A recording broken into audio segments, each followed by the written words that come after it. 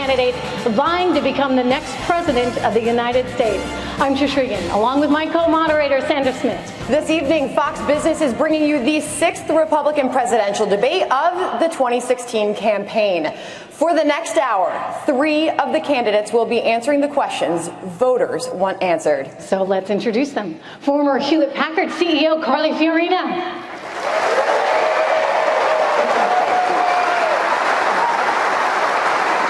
Former Arkansas Governor Mike Huckabee.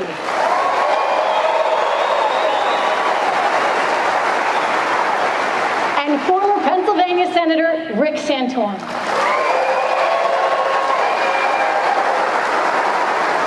This debate will last 1 hour. Each candidate will have up to 90 seconds to respond to each question. 1 minute for each follow-up. When your time is up, you're going to hear this bell. All right, so let's begin. In Tuesday's State of the Union address, the president said that our economy is strong. He cited the significant decline we've seen in the unemployment rate and the millions of jobs that have been created. What is your assessment of the economy right now? And I would like to hear from all of you on this one, beginning with Ms. Fiorina. Well, thank you. Good evening. If I may begin by saying how honored I am to be standing here with 2 former Iowa caucus winners, Governor, Senator, and how honored I am to be talking with all of you. You know, I'm not a political insider. I haven't spent my lifetime running for office. The truth is, I've had and been blessed by a lot of opportunities to do a lot of things in my life. And unlike another woman in this race, I actually love spending time with my husband.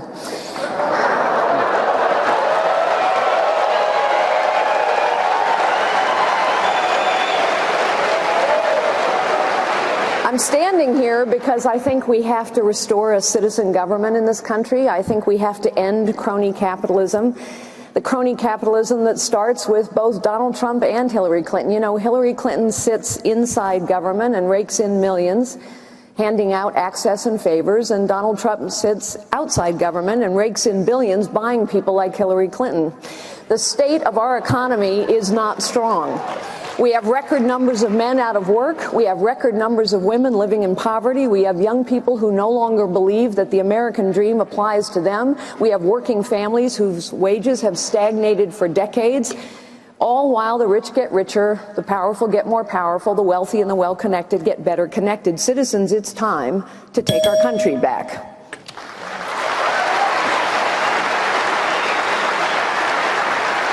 Governor Huckabee. Same question to you. Where do you see the country right now? I wish I saw the country in the same place that the president presented it to be the other night in the State of the Union. He talked about how great the economy was doing. And I guess for the people he hangs out with, it's probably doing great. But the president should have stood in the line at the layaway counter at Walmart just before Christmas. He would have heard a very different story about the economy of America. I wish I could introduce him to the lady who cleans the building where our campaign headquarters is located in Little Rock. Her name is Kathleen. She works all day at a local hospital cleaning, and then she goes to the building where a bank and our headquarters and other offices are, and she spends another 7 hours. She works 15 hours a day. I guarantee you she's not working 15 hours a day because she loves scrubbing toilets and sweeping floors. She's working that many hours because that's what it takes for her to make it work.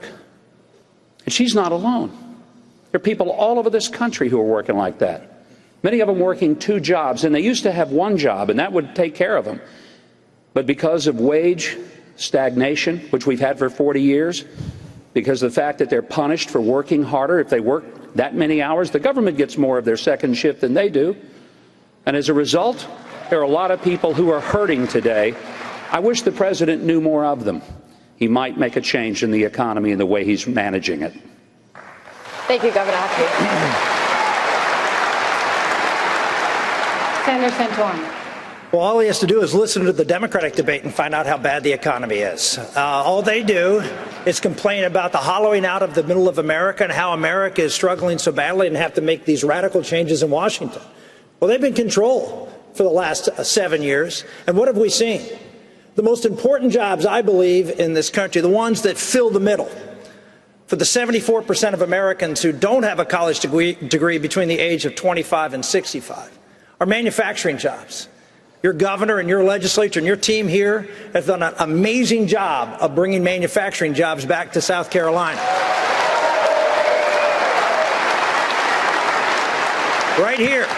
Right here in Charleston, right down the street in Boeing. And you've done a great job. And what's happened? You've grown this economy. You've strengthened the center of your state, the middle. That's because you know that if you're really going to create wealth and opportunity, you got to give jobs and good paying jobs for everybody. And so what's happened? 2 million jobs, manufacturing jobs, have left this country because of Barack Obama. Regulations, EPA, workplace regulations, things driving people offshore, all because of his #1 priority, global climate change. Well, let me tell you this, Mr. President. For every dollar of GDP, China creates 5 times as much pollution as we do here. You want to lower global climate change? Bring those jobs back to America and let American workers do that job with less pollution. Thank you, Senator Santorum. Thank you, candidates. Moving to the world stage, the Middle East is on the brink of chaos. Iran continues to provoke the United States. North Korea claims it's tested a hydrogen bomb, and Afghanistan is in danger of falling back into Taliban hands. Critics of the administration say it's all due to lack of U.S. leadership. To you, Ms. Fiorina, how do you see America's role in the world today? America must lead, because when we do not lead, when this exceptional nation does not lead, the world is a more dangerous and a more tragic place.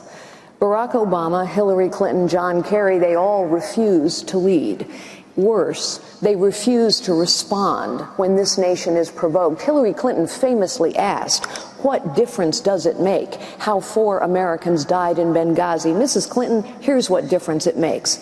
When you do not stand up and say the truth, that this was a purposeful terrorist attack, when you do not say the United States of America will retaliate for that attack, terrorists assume it's open season. We have refused to respond to every provocation. The president wouldn't even mention the fact that Iran had taken 2 Navy boats and our sailors hostage. He didn't mention the fact that they violated the Geneva Convention. He didn't respond to the fact that Iran launched 2 ballistic missiles just a short time ago in direct violation of a deal they had just signed. We didn't respond to the fact that North Korea attacked Sony Pictures. When we refuse to respond over and over and over to provocation and bad behavior, we will get more provocation and bad behavior. I know most of our allies personally. I have met many of our adversaries. I know our military and our intelligence capability, and I know this. When we will not stand with our allies, when we will not respond to our adversaries, when we do not lead in the world is a dangerous and tragic place. I will be a commander-in-chief who will lead.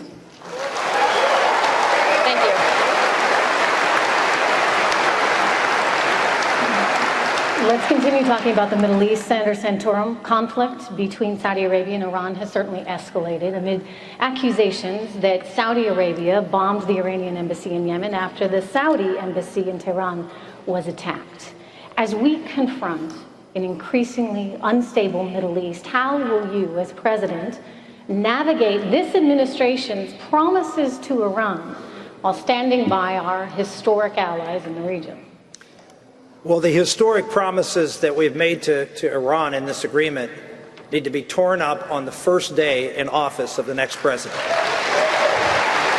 That's right. And let me tell you why. Because Iran has already torn it up. Iran has not approved the agreement that President Obama has said that they have approved. They've approved a different agreement in their parliament. The fact of the matter is they have violated this agreement. Carly just mentioned some of those violations. They've launched ballistic missiles, tested them in clear violation. And here's the pathetic part. The president announced that they were going to impose sanctions. And then President Rouhani went on Twitter and said there would be retaliation. And what did we do? We backed down. Ladies and gentlemen, There are 50-some Citadel cadets in this audience tonight.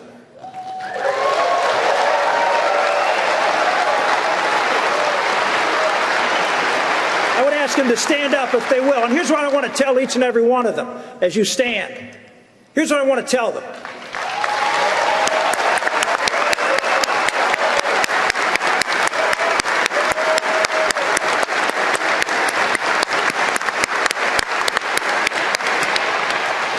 Whether it's you're watching that movie this weekend that just came out when we abandoned our men and women in Benghazi, or whether it's we treat Iran that gave courtesies to our sailors as they made them record a hostage video. Let me tell you this, if you choose to serve this country, I will have your back. I will not let America be trampled upon anymore by these radical jihadists. Thank you, Senator Santorum. Governor Huckabee, in Afghanistan, the Taliban is strengthening.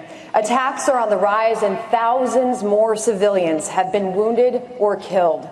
Much of the Taliban surge can be attributed to the withdrawal of U.S. forces there. You have expressed skepticism with the war there, saying you see no end game in sight. What then is your solution to the growing conflict there? Let me put that in context. When I went to Afghanistan, I saw a land that looked like the land of the Flintstones. It was desolate, it was barren, it was primitive. And it's been that way for thousands of years. They want to take the world back to be just like that. We don't. We need to make a clear goal as to why we want to be anywhere in the Middle East. And I'll tell you why we want to be and need to be.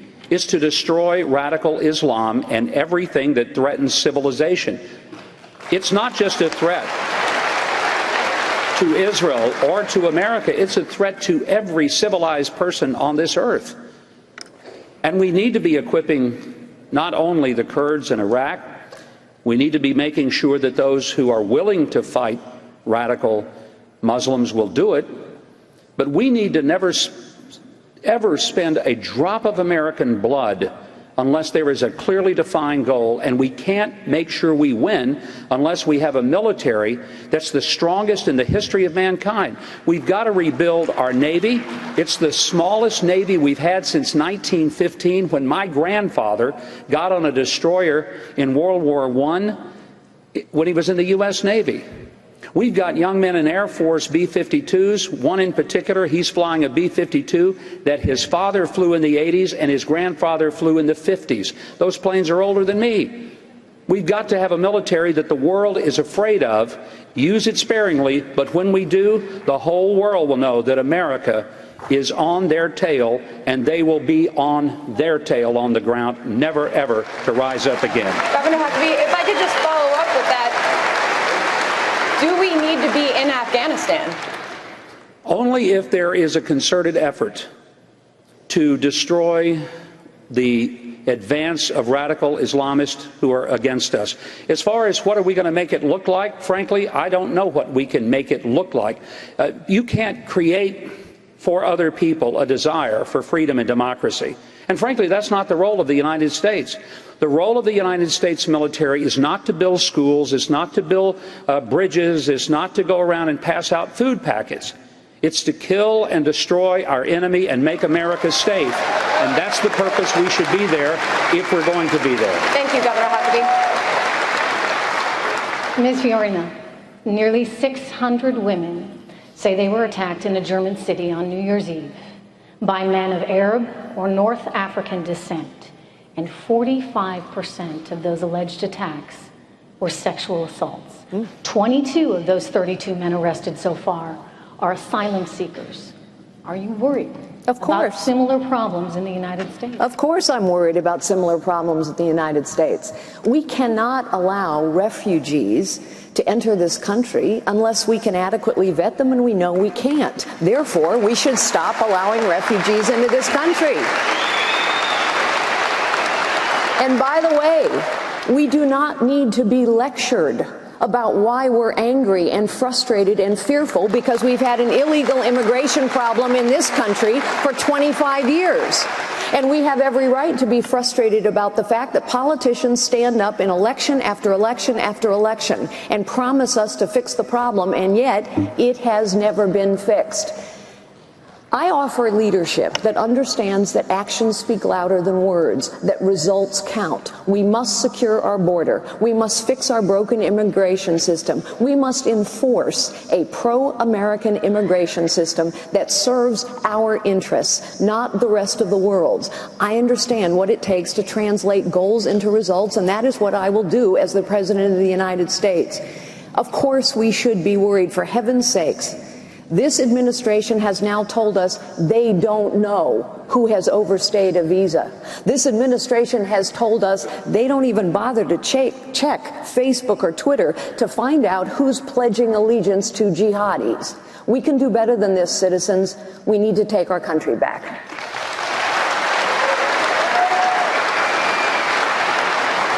I want to stay with you on this. The world shares a common enemy right now in the way of ISIS. Russia, the European Union, Saudi Arabia, Iran, China. We all agree ISIS is a threat and it must be stopped.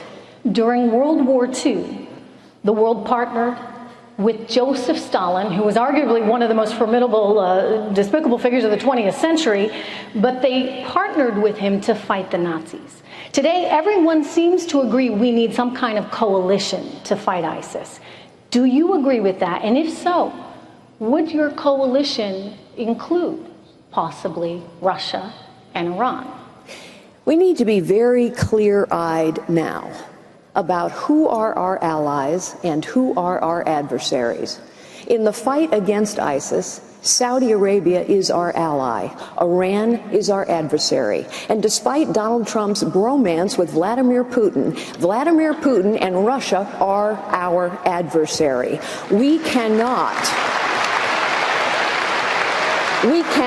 outsource leadership in the Middle East to Iran and Russia. We must stand and lead. The Kuwaitis, the Jordanians, the Saudis, the Egyptians, the Bahrainis, the Emiratis, the Kurds. I know virtually all of these nations and their leaders, and they have asked us for very specific kinds of support: bombs, materiel, arms, intelligence. We are not providing any of it today. I will provide all of it. We have allies who will stand up and help us deny ISIS territory, which is what we must do to defeat them. We must deny them territory. They will help us do this. And yes, we need a coalition, but only the United States of America can lead such a coalition. I will lead it, but we must be clear-eyed through this fight. Iran is our adversary. Russia is our adversary. We can never outsource our leadership. Only the United States of America can lead to defeat ISIS. I will. Ms. Fiorina, thank you. All right, thank you, candidates. And we are just getting started. Jobs, homeland security, gun rights, all those issues are coming up straight ahead. We are live from North Charleston and the Republican presidential debate. We'll be right back.